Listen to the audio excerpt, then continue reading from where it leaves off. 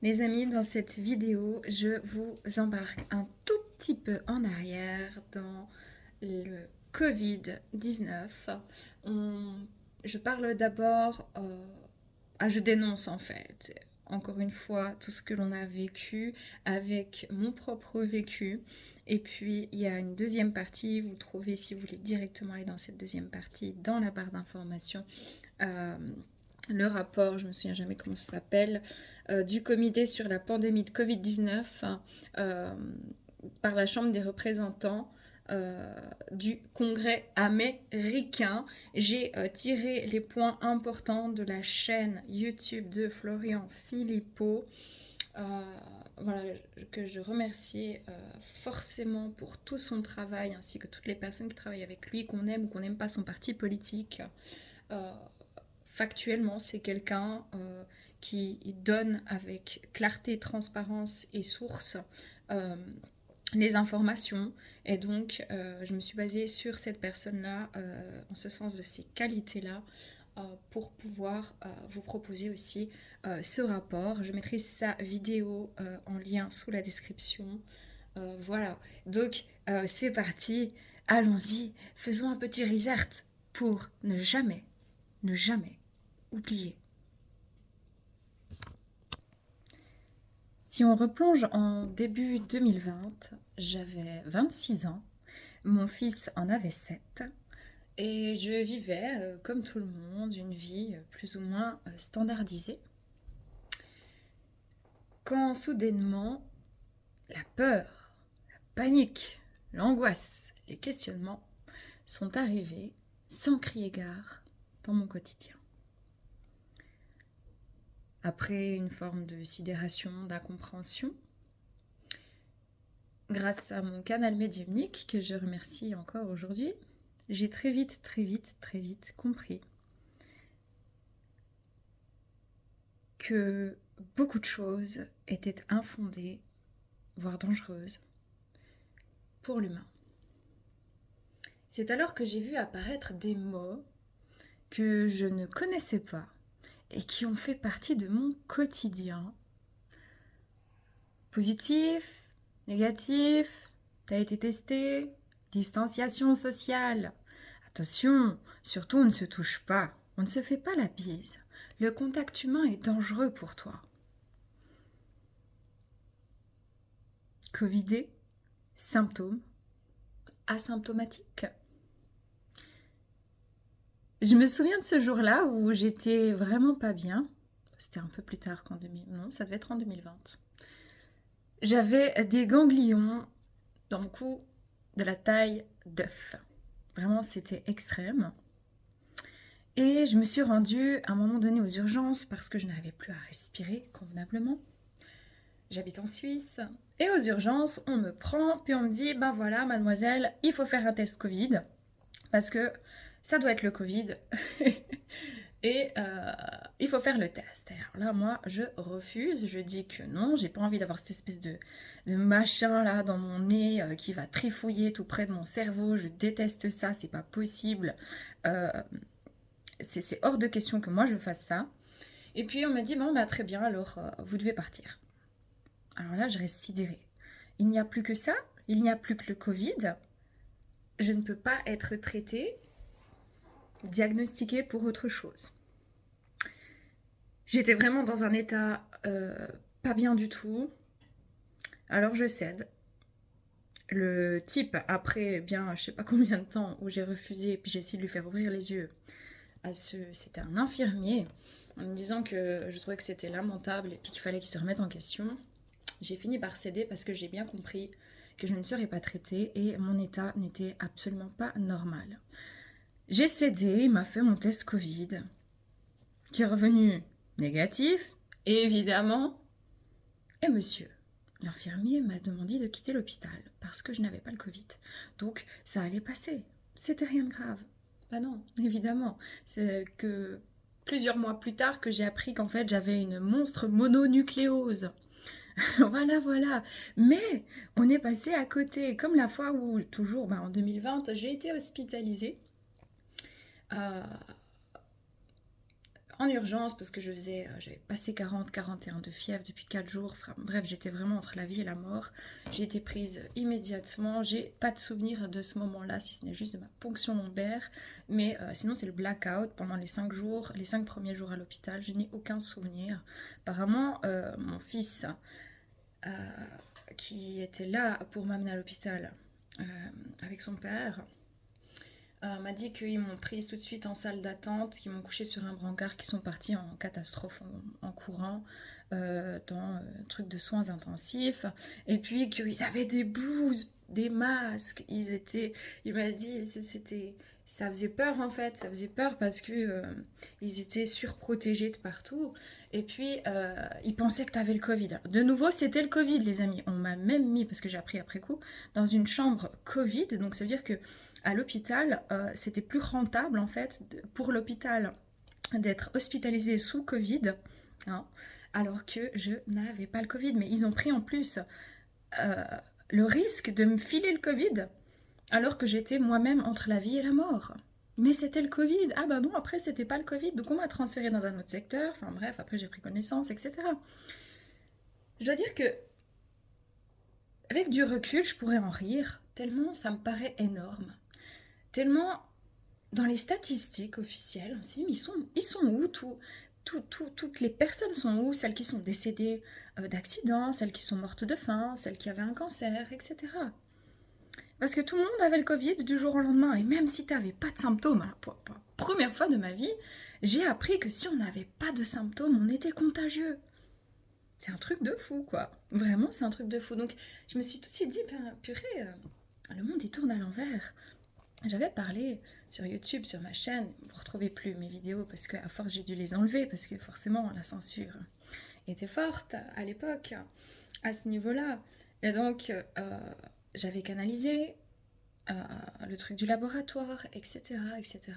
Les gens venaient vers moi et me demandaient est-ce que je dois me faire vacciner ou je dois pas me faire vacciner. Ce à quoi j'ai répondu, comme je répondrai toujours, moi je ne suis pas vaccinée. En revanche, je ne peux pas vous dire ce que vous devez faire, je n'en ai pas la possibilité, chacun fait ses choix. Parce que personne ne peut sauver personne et il dépend à chacun de faire ses propres choix et encore plus sur sa santé. Donc en 2020, voilà, j'ai vu la terreur sur des visages. On a vécu un semi-confinement, je ne sais plus, 2020-2021 en Suisse. Semi-confinement. Je ne voyais pas le bon sens. Quand je sortais, les rares fois où je suis sortie faire la fête en boîte de nuit, alors, dans l'espace non-fumeur, il y avait des gens avec des masques. Et dans l'espace fumeur, on pouvait enlever les masques et tout le monde fumait. Donc les non-fumeurs venaient chez les fumeurs. C'était extraordinaire de bon sens. J'ai adoré aussi ces espèces de routes qu'ils ont créées pour nous distancier dans les files d'attente. Tu sais, histoire de bien te mettre au bon endroit entre deux lignes bien distinctes pour faire la file. J'ai adoré quand je me faisais taper dessus parce que je rentrais dans un magasin sans masque. Parce que ce jour-là, comme plusieurs autres d'ailleurs, mais à ce moment-là, je me souviens pertinemment de la femme qui m'a prise de haut, qui m'a dit « Vous vous rendez compte, vous allez rendre tout le monde malade, c'est n'importe quoi, vous n'avez aucun respect, c'est lamentable. » Enfin, moi, je m'en suis pris plein la gueule. Je suis allée chercher une boîte de masques et je lui ai dit « Mais regardez, c'est marqué noir sur blanc, madame. Ça ne protège pas des virus. Ça ne protège pas des virus, c'est marqué noir sur blanc sur la boîte de masques. » Non, c'est pas vrai, non. Bon, ok. Quand mon fils devait aller à l'école en portant un masque, j'ai jamais autorisé ça. Ça veut dire que du jour au lendemain, je l'ai gardé à la maison. En tout, il y avait déjà eu le semi-confinement d'abord. Donc, moi, j'ai fait presque 3 mois et demi d'école à la maison avec mon fils. Et c'était exclu que mon garçon porte un masque à l'école. C'est juste moi-même, je ne pouvais pas supporter ça, surtout que je suis asthmatique, donc c'est juste pas possible pour moi. Et j'ai fait en sorte d'en discuter avec une pédopsychiatre et d'obtenir une attestation comme quoi que mon fils ne porterait pas à l'école de masque. Sur un collège de passé 400 enfants, ils étaient que 2. 2 uniques enfants surpassés 400 et quelques qui n'avaient pas de masque dans le collège.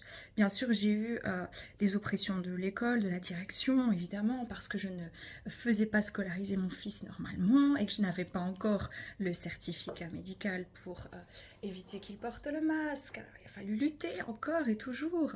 Et quand j'avais l'Office fédéral de la santé publique au téléphone pour un jour leur dire, vu que mon fils il était encore en primaire, donc ben voilà, il avait 7-8 ans, à ce moment-là 8 ans, et que il y avait le secondaire, c'est un autre collège, mais qui fait partie, à un autre endroit, mais qui fait partie de la même structure, avec la même direction principale, etc. Et que j'ai vu des prospectus, sans déconner, qu'ils offraient aux enfants à l'école pour aller se faire vacciner. C'était marqué, hein, entre autres.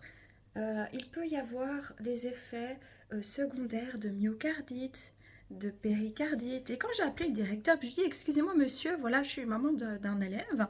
Et je me suis retrouvée avec un des prospectus là dans les mains, en me demandant sérieusement comment un enfant de 8, 9, 10, 12 ans sait exactement de quoi il s'agit en termes de myopathie, de myopathie, excusez-moi, j'ai bugué. Myopathie, c'est pas du tout ça, c'est une maladie dégénératrice.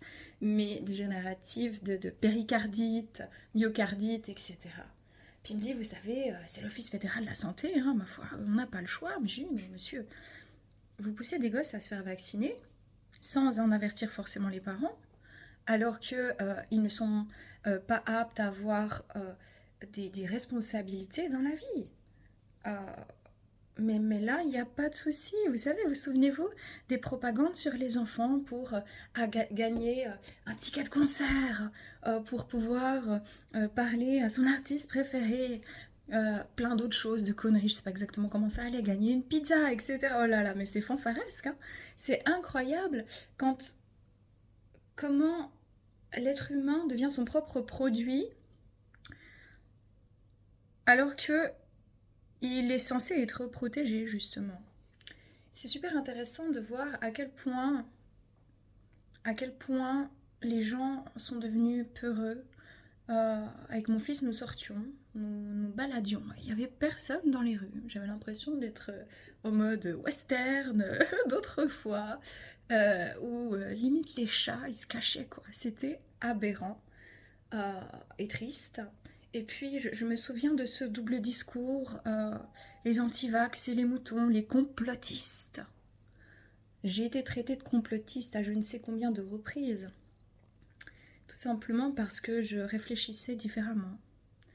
Et ce qui m'attristait, c'était pas seulement moi-même d'être traitée de complotiste, mais c'est de voir les gens qui étaient traités de complotistes aussi dire aux autres « Mais vous êtes des moutons, vous n'avez rien compris, vous partez à l'abattoir. » Parce qu'en réalité, ça m'a montré à quel point l'humanité pouvait se diviser.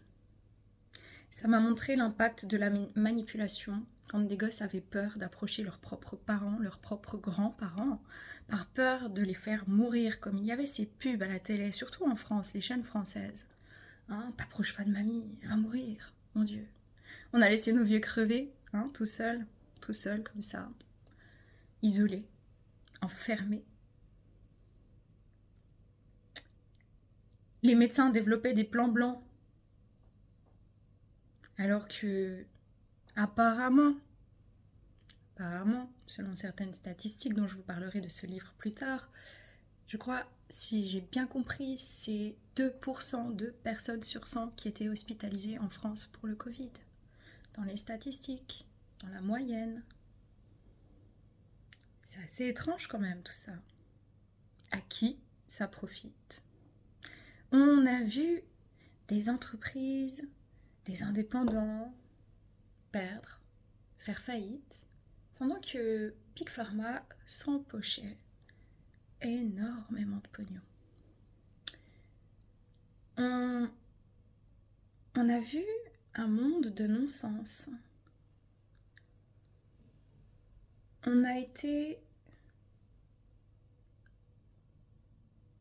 nous a balancé toute la journée, à n'importe quel moment et n'importe où, le nombre de morts. Aujourd'hui, il y a tant de morts. Attention, les hôpitaux sont surchargés, etc., etc.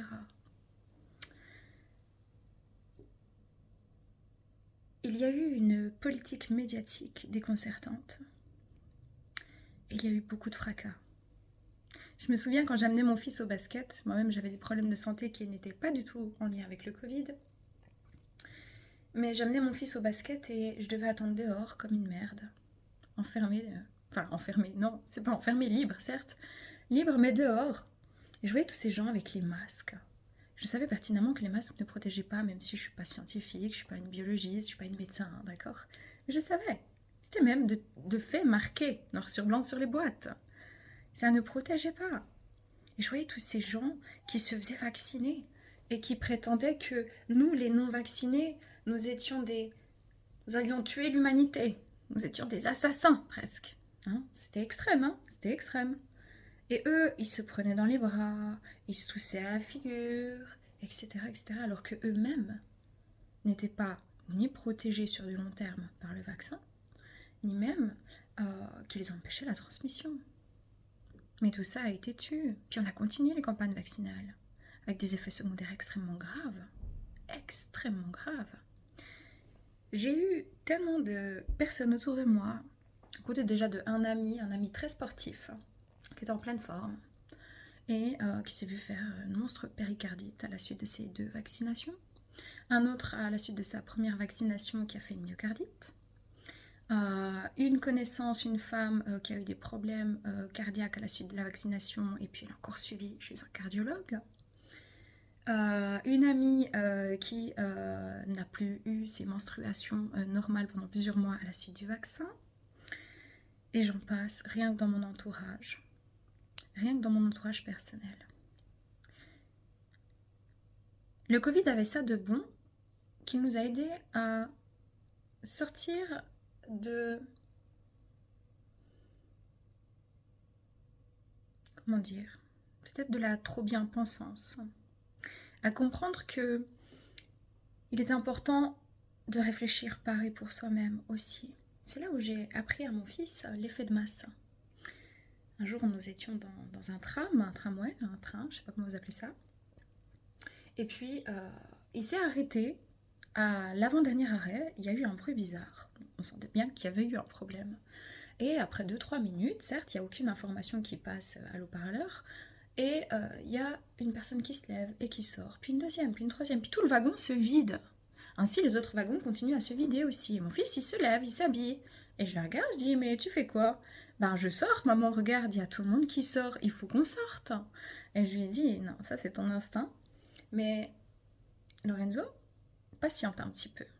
Parce que, est-ce que tu as entendu une annonce? Est-ce que tu penses que vraiment il y a un très gros problème? Sinon, il nous aurait déjà dit de sortir et d'avancer à pied. Ah ben non. Je dis, mon fils, assieds-toi et regarde. Ça va pas 1 minute que le tram redémarre et les 98% des gens, en tout cas on était les seuls dans le wagon à rester avec mon fils, étaient dehors. Et on les a vus en arrière, parce que forcément on arrivait plus vite qu'eux, en tram. Et là je lui ai expliqué, ben voilà, parfois l'effet de masse, il sera important parce qu'il faut suivre. Surtout si tu vois des oiseaux, des animaux qui partent en courant dans un sens, tu les suis, il n'y a même pas question. Ça c'est sûr. Mais pour le reste, chérie, pense par toi-même. Parce que c'est important de ne pas faire comme la masse, mais de faire comme toi, tu ressens qu'il est juste de faire. Et donc moi, j'ai été cataloguée, mise à paria. Dans mes amis, je ne me suis pas fait insulter, mais j'ai ressenti à quel point on me prenait pour une tarée. Je n'ai jamais imposé quoi que ce soit, j'ai juste proposé ce que je pensais savoir à ce moment-là. Et j'étais pas du tout maltraitée, ni même violentée verbalement, sachant que c'est vraiment mes amis proches parce qu'aucune personne de ma famille ne s'est fait vacciner. Mais on voulait pas m'inviter, ou quand j'invitais à la maison, et ben en fait je devais mettre genre presque les chaises à 2 mètres les unes des autres avec mes amis. Et chacune lui faire leur petit bol d'apéro pour elle, pour pas qu'elle mélange leur microbes. Et en fait, je regardais cette scène-là et je me disais, bon, bah, je fais ça pour elles parce qu'elles sont apeurées et parce qu'elles aussi, elles me respectent. Et même si elles sont apeurées par ma personne, bah, elles restent. Et là, je me suis dit, c'est quand même farfelu, quoi. Parce que je me disais, c'est quand même fou. C'est quand même fou, cette situation-là. Parce que qu'est-ce qui a toujours fondé l'humanité? Mais c'est le rapport physique en fait, c'est la douceur, c'est l'amour, c'est la tendresse. Euh, et justement aussi, c'est l'échange biologique qui fait on se transmet aussi une immunité naturelle dont elle n'existait plus à ce moment-là. C'est non, c'est pas possible.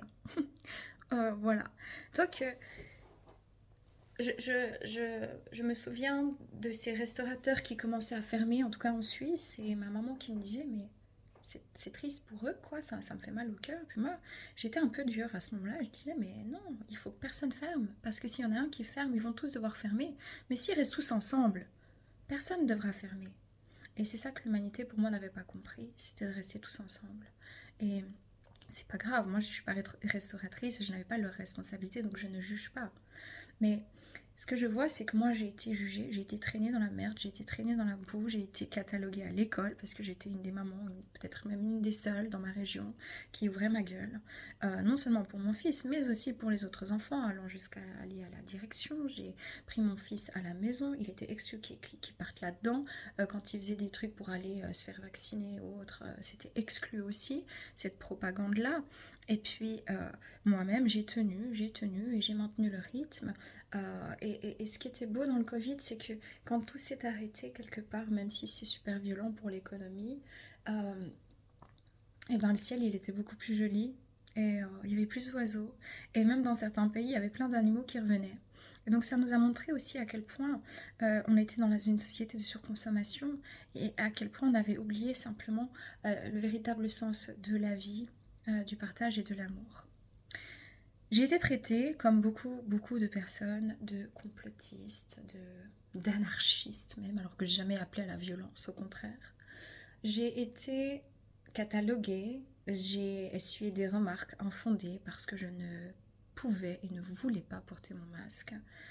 Euh, et en fait, les gens, ils ont oublié une chose, c'est que moi, j'ai été éduquée, et convenablement par ma maman qui m'a très très bien éduquée. Et j'ai pas eu besoin qu'on me rappelle de me laver les mains, en fait, pour me laver les mains quand j'allais aux toilettes ou quand je toussais, et même fréquemment dans la journée. J'ai été bien éduquée et moi j'emmène pas mon fils à l'école quand il a 30 de fièvre, 39 de fièvre, pardon, et puis qu'il a un virus pour faire tomber tous les autres gamins malades et puis que les parents ne puissent plus aller bosser. J'ai été éduquée et moi-même quand je suis malade, je vais pas aller cracher dans des légumes, dans des magasins ou je ne sais quoi. En fait, j'ai un bon sens de vivre bien et de respecter l'autre. Et je n'ai pas eu besoin du Covid pour qu'on vienne m'apprendre de manière bien infantilisante comment je devais me laver les mains, rester chez moi, si j'étais malade comme un chien, ne pas approcher les autres, etc. etc. J'ai trouvé que c'était vraiment offensant. J'ai fait partie de ces complotistes, alors que je n'en suis pas une. Je ne suis pas partisane de théorie du complot. Je prends les faits. J'étais malade, on me traitait pour un Covid alors que je savais que je n'avais pas le Covid. Je le dis, on me force et on me fout dehors. Au final, j'ai une mononucléose. Mon fils, quand il allait à l'école et qu'il voyait tous ses copains qui étaient en train de suffoquer en faisant de la gymnastique alors qu'il y a besoin d'oxygène, il m'a dit, maman, merci. Merci, maman. Mes copains, ils veulent bien, comme moi, ne pas porter le masque parce qu'ils n'arrivent pas à faire la gym. Ils tombent dans les pommes, ils sont pas bien. Pensez aussi à toutes ces mamans enceintes qui ont enfanté, qui ont accouché avec un masque sur la tête. Le premier visage que l'enfant voit de sa mère est une femme qui se protège, qui le protège d'elle et qu'elle le protège de lui. On avait reçu des mesures à l'école. C'était un scandale. Violence ouverte pour moi sur les enfants. Si votre enfant est malade du Covid, il faut qu'il reste dans sa chambre pendant, je crois, 15 jours, je sais plus, hein, mais plus ou moins. Et puis, vous lui donnez juste les repas comme ça, puis vous refermez la porte. Autrement dit, vous êtes adulte, vous êtes parent, mais vous ne protégez plus vos enfants, vous le laissez tout seul de son côté parce qu'il est malade, pour éviter d'aller contaminer tous les autres membres de la famille. Waouh! Ah mais franchement, un enfant, il a besoin de sécurité, et d'autant plus quand il est malade, mais on est frappé en fait. On est cinglé, mais qu'est-ce qui tourne pas rond? Puis Puis c'est l'Office fédéral de la santé publique qui dit ça. Puis toi, tu te diras, oui, alors chérie, tu es malade. Maman t'enferme. Hein? Limite, je vais t'enfermer à clé, histoire que tu sortes pas, hein, parce que tu peux tous nous tuer. C'est lamentable. Alors voilà, j'ai été cette complotiste comme beaucoup de monde aux yeux des autres, parce que je ne suis en aucun cas complotiste, je suis juste une femme mature, intelligente et qui sait aussi se remettre en question lorsque j'ai tort, mais qui ne fait pas selon ce qui devrait être considéré comme de la bien-pensance, mais je pense en fait moi-même, par moi-même et pour mon gosse. Et j'ai envie de vous parler sur de ce rapport.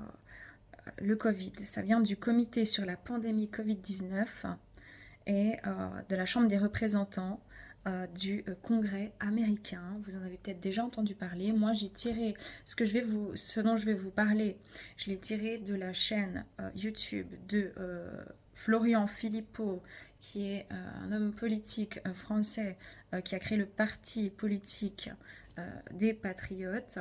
Simplement pourquoi je l'ai pris chez lui, parce que le rapport est très très long et que cette personne, qu'on n'aime pas son parti, sa politique ou sa personne, c'est quelqu'un qui prend les faits factuellement et qui répertorie tout et qui n'est pas en train de divulguer des mauvaises informations. C'est tangible, c'est clair, c'est réel et c'est fondé. Donc dans ce rapport, on trouve en premier lieu la théorie d'une fuite de laboratoire n'est pas une théorie du complot. Bah là, on pensait à qui? À Monsieur Luc Montagnier, prix Nobel de médecine en 2008, qui a été traîné dans la boue parce qu'en 2020 déjà, il disait qu'il y avait quelque chose avec un laboratoire. Mais Monsieur Luc Montagnier, comme tellement d'autres, je vais vous citer des noms tout à l'heure, pourquoi on ne les oublie pas? Parce qu'ils ont été importants dans l'histoire, a été traîné dans la boue comme ça. Paix à son âme. Bravo à lui pour son travail, ses recherches, mais surtout pour son courage et son honnêteté. Le rapport dit « Le virus a des caractéristiques qu'on ne retrouve pas dans la nature. La théorie de sortie du laboratoire est donc la plus probable. » Merci, Monsieur Luc Montagnier. On retrouve l'enquête de l'OMS sur les origines du Covid-19 qui était incomplète et fallacieuse. L'OMS, cette belle organisation mondiale de la santé publique sur laquelle on s'appuie, qui n'a pas fait son travail, qui est allée dans le sens des communistes chinois. Tout va bien. Le confinement, voilà, celui qui nous a mis au diapason, enfermés comme ça. Hein. Je me souviens, vous les Français, je crois que vous deviez signer pas une petite fiche pour aller faire vos courses. Franchement, c'était extra. C'est un truc de fou. Hein. Le rapport dit le confinement est considéré comme non scientifique et a fait plus de mal que de bien. Les mots MAUX sont économiques, sur la santé mentale, sur le développement des enfants et sur la santé physique. Eh oui, hein, parce qu'on a tout fait pour vous faire avaler des traitements, nous faire avaler des traitements, des nouvelles choses qu'on met en place très très vite, tel le vaccin miracle, mais d'aller dehors, de prendre la vitamine D, du soleil, de faire attention, d'avoir la vitamine C, d'avoir assez de fer, de ferritine. Hein? Tout ça, là, ça n'existe pas. Hein? Non, pas du tout. Faire du sport, prendre le grand air. Vous savez que d'aller dans la forêt, ça rehausse votre système immunitaire. Alors, tout ça, non, reste enfermé chez toi, bien dans la peur. Stoppe-toi de la lumière du jour, arrête d'interagir avec les autres pour faire ton système immunitaire et puis t'adapter à l'extérieur et puis tout ira bien, hein, parce que comme ça t'es bien docile à la maison. Eh ben non, le confinement est considéré comme non scientifique et a fait plus de mal que de bien. Les passes sanitaires et vaccinaux sont devenus de fait des confinements pour les gens, mais bien sûr. Comment passer le tremplin de la numérisation? Mais c'était très intéressant pour eux, évidemment. Là non plus, moi je n'ai pas eu de ces trucs-là, ces conneries-là. La distanciation sociale n'était pas soutenue par des données scientifiques. Et voilà ce que dit le rapport. Moi, ce que je rajouterais, c'est que les enfants d'après-guerre qui étaient nourris, ok, les bébés, ils étaient nourris, mais ils manquaient d'amour, ils se laissaient mourir. Parce que sans contact humain, sans chaleur, sans amour, eh ben c'est dangereux. C'est très dangereux. Donc c'était très intéressant de voir comment on a lâchement, médiocrement abandonné nos petits vieux. Ça m'a brisé le cœur, j'en ai pleuré. On a fait des dessins avec mon gamin. C'est inadmissible, comme quand on a essayé de les finir avec un certain médicament, à la place de les traiter en amont, de faire en sorte qu'ils soient vraiment protégés. Les masques et les obligations de port de masque étaient inefficaces et n'ont pas empêché la diffusion du virus. En plus, ils ont causé plus de mal que de bien chez les enfants. Voilà, je pense à cette dame qui m'a prise de haut en me disant que j'avais tué des gens presque, parce que je portais pas de masque. Et j'ai pris la petite boîte et j'ai dit, madame, regardez, c'est marqué noir sur blanc. C'est prouvé. Voilà. On continue. L'immunité naturelle, notre cher ami. L'immunité naturelle a été ignorée dans un effort partagé par les autorités de santé en supprimant toute opinion dissidente. Tu penses pas comme l'autorité? Eh ben, hop, censure. Hein? Sur le principe, ce rapport, il a été basé aussi sur le principe que le traitement ne peut pas être pire que le mal. Autrement dit, le traitement qu'on va donner sur le Covid-19 ne doit pas faire plus de dégâts que le Covid-19 lui-même. Les obligations vaccinales n'étaient pas soutenues par la science et ont fait plus de mal que de bien, ayant même causé des dommages collatéraux massifs. Le gouvernement a accéléré l'approbation du vaccin Pfizer dans le but d'imposer la vaccination obligatoire. Tout est dit. Tout est dit ici. T'es un anti-vax, t'es une anti-vax, t'es ci, t'es ça. Bravo. On voit maintenant, après 4 ans, et je fais cette vidéo pour ne pas oublier. Parce que là, il y a des guerres, il y a ci, il y a ça. Mais n'oublions pas. Ah non, parce que M. Biden, il a envie de faire un truc sympathique. Il y pense. Il pense un petit peu à sauver les fesses de M. Fauci. Ça va être intéressant, regardez. Donc on continue. Les scientifiques qui ont exprimé des inquiétudes par rapport à cette autorisation accélérée ont été rayés d'un trait de plume par le gouvernement. Et ben bravo, encore une fois. Là, ça parle de l'Amérique. Moi, je fais des exemples suisses et français ici, parce que finalement, c'est partout pareil, d'accord? Le gouvernement ne reconnaît pas clairement, en toute transparence et avec justice, les effets secondaires de l'injection. Débattre des effets secondaires n'est pas être anti-vax. Ne pas en débattre se révèle même contre-productif pour la santé publique. Voilà, c'est écrit noir sur blanc. Le gouvernement Biden a utilisé des méthodes non démocratiques et anticonstitutionnelles pour combattre ce qu'il jugeait être de la désinformation. Les vaccins, l'ivermectine, etc. Sur les réseaux, des gens comme moi qui se sont vus embêtés parce qu'on disait les choses, etc. Bien d'autres dont les chaînes ont été supprimées. Il y en a eu des choses, des comptes Facebook, etc. L'économie américaine, parlons-en. Ce rapport stipule que plus de 160 000 faillites ont été causées par ces politiques-là. Et une hausse du chômage. 60% des faillites sont absolues et définitives. Mais dans ce rapport, on parle également de Fauci. Sur ses recherches de gains de fonction, et on parle aussi de l'EcoHealth Alliance et d'autres.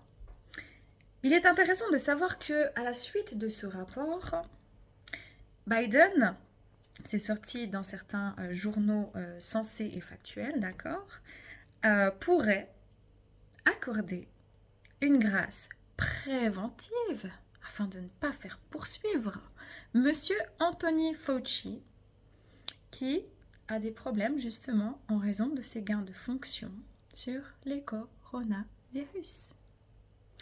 Biden a gracié son fils, Hunter Biden. C'est là le beau sens de la politique. Sauvons ses fesses et sauvons les fesses de ceux que nous aimons ou que nous considérons pour X ou Y raison pour se sauver soi-même. Il y a un mot pour ça que je tairai, mais je crois que tout le monde le conçoit. Donc ce rapport, d'ailleurs je remercie monsieur Philippot qui a tout fait ça très très bien, et moi je viens juste un petit peu le copier. Ce rapport fait 557 pages, il est basé sur 38 entretiens et dépositions et sur 25 auditions. Voilà, voilà, parlez-en, partagez, hein, vraiment. Maintenant, j'ai envie juste qu'on repense à certaines personnes. C'est un tout petit lot parmi beaucoup de personnes. C'est les principales qui, moi, m'ont beaucoup touchée.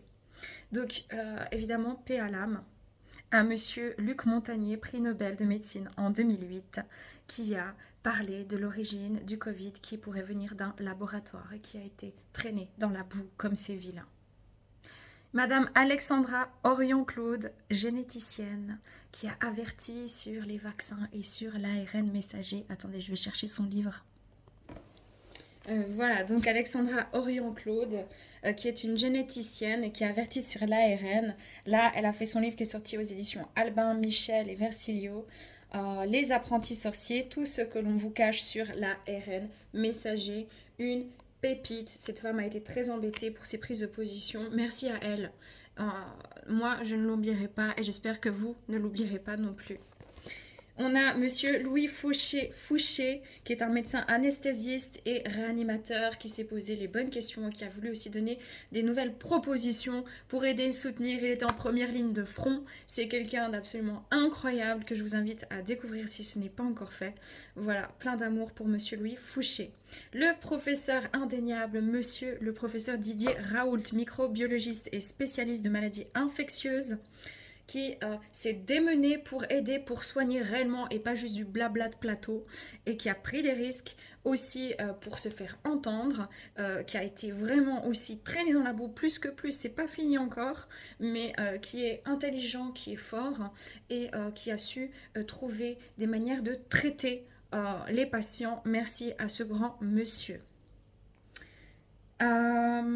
Madame, mince, comment elle s'appelle ? Astrid Suckel-Berger, qui est une docteure en psychologie et en sciences chargée d'éducation, et c'est aussi une chercheuse. Elle a averti sur les changements de gestion de la pandémie à l'OMS, parce qu'elle a travaillé dans ce secteur-là de la pandémie à l'OMS antérieurement, et elle s'est alarmée de voir à quel point tout avait subtilement changé sur les protocoles qui avaient été mis en place, et ensuite elle a parlé des vaccins et de tout le reste. C'est une femme incroyable. Le monsieur maître Carlo Alberto Brusa, qui est un avocat de renommée en France, qui vient d'Italie et qui a créé, je crois, sauf erreur, l'association à l'époque Réaction Covid.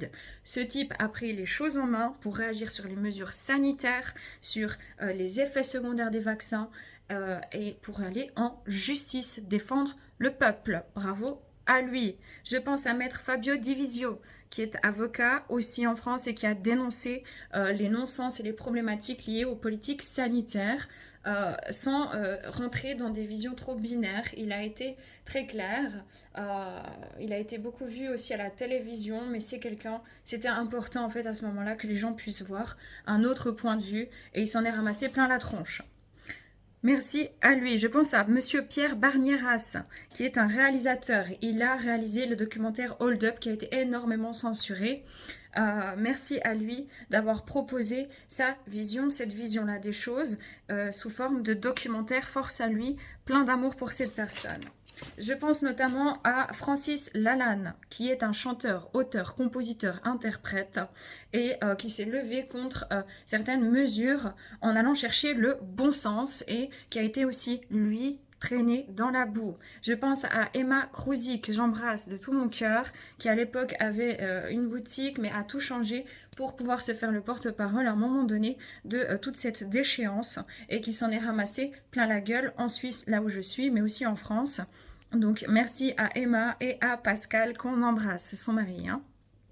Je pense à Chloé Framery, qui était à l'époque une enseignante et qui a dénoncé aussi les mesures. Salim Laibi, chirurgien dentiste, ayant dénoncé aussi les mesures. Jean-Jacques Crèvecoeur, qui est auteur et conférencier formateur, pareil, il a dénoncé les mesures. Monsieur Florian Philippot, d'où j'ai pris justement les points stratégiques, enfin spécifiques du rapport américain, qui est un homme politique français et qui est fondateur du parti politique Les Patriotes en France et qui s'investit justement pour faire sortir des vérités et pour faire changer les choses en France à sa manière. Je pense à des journalistes comme monsieur André Berkoff, que moi j'adore personnellement, parce qu'il a donné la parole à des gens qui ont été énormément censurés, catalogués. Je pense à tous ces petits médias aussi qui ont pris de l'ampleur, qui sont venus prendre les choses en main, parler, donner parole. Et en fait, on voit aujourd'hui que c'est devenu des grands médias en fait sur Internet et que le mainstream est de moins en moins regardé justement au profit maintenant de ces médias alternatifs qui ne dépendent pas du pouvoir mis en place et je trouve ça incroyable. Voilà, et quelque part, j'irai pas jusqu'à dire que je remercie le Covid, mais franchement, ça nous a tellement remis les pendules à l'heure, et je pense que l'humanité doit ne jamais, jamais oublier, on peut pardonner, mais ne pas oublier, et surtout aller au bout des choses, parce que c'est trop facile de venir cacher tout ce qui s'est passé, tous les effondrements, les gens qui sont décédés, les gens qui ont été violentés, malmenés psychologiquement par l'État, par la société, par les gouvernements, les gens qui ont été dupés, leurrés sur les traitements médicaux, les gens qui ont été désinformés, les gens qui ont perdu leur travail, les gens qui, pour aller travailler, devaient se faire vacciner, et ceux qui ont perdu leur travail, peut-être perdu leur maison, leurs vies se sont effondrées, d'accord? C'est un non-sens total, c'est dégueulasse. Je pense à toutes les personnes qui ont subi des dommages collatéraux liés aux vaccinations.